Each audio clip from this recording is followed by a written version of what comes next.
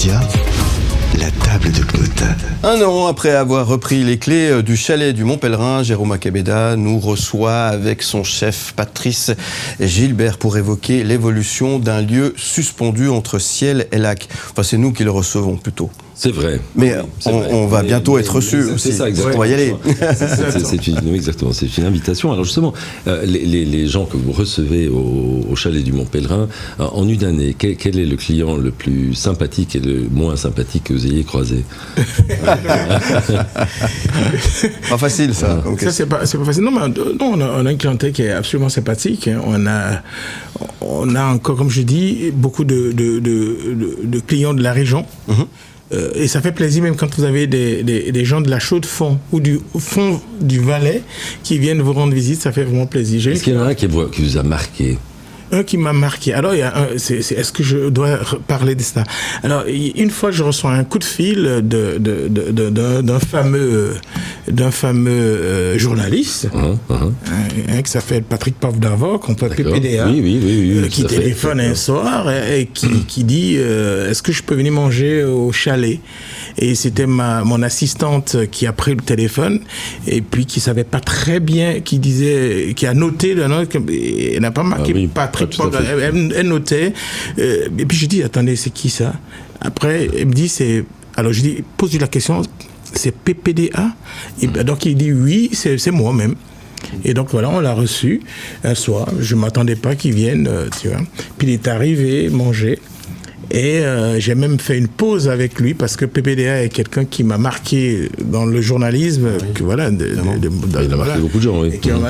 Et donc j'ai fait cette photo et ça fait beaucoup de bruit. D'ailleurs, dans le Blick et dans beaucoup de... sur les réseaux sociaux parce qu'il traînerait des casseroles. Mais c'est toujours... Apparemment, oui. Ça, c'était quelque chose... Chez vous, il ne traîne pas de casseroles chez vous. Il a eu un verre de chasse-là, j'imagine.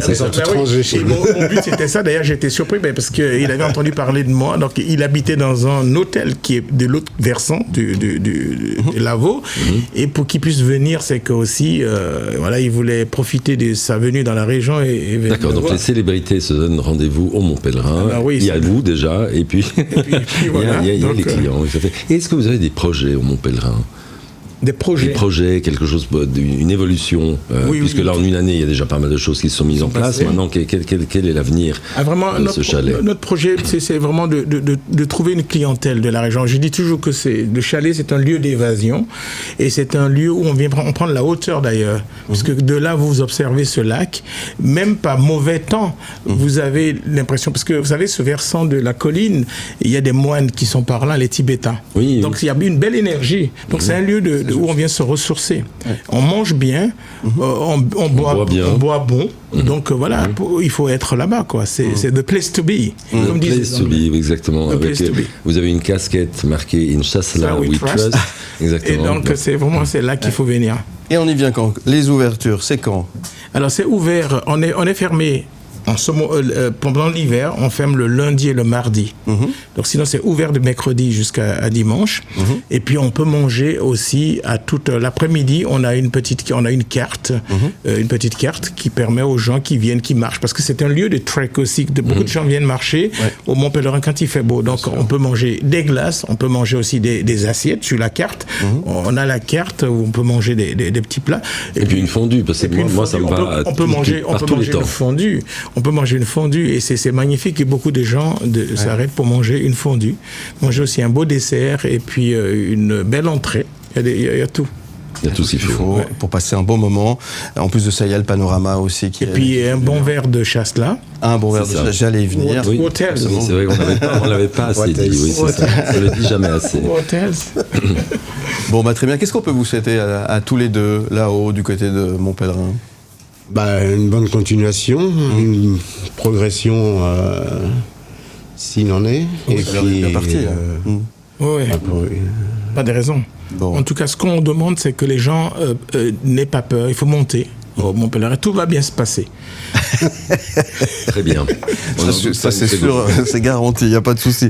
Merci beaucoup encore une fois à tous les deux, plein succès, et puis on se donne rendez-vous dans une année pour les 2 ans. Mais je voulais quand même profiter, parce qu'il y a une chose qu'on oublie, c'est qu'on n'est pas seulement qu'à 2, on a toute l'équipe. On a l'équipe. C'est important ça. C'est très important de le savoir. C'est sûr que pour 200 couverts, il faut... on a toute l'équipe, et on travaille aussi avec beaucoup d'apprentis.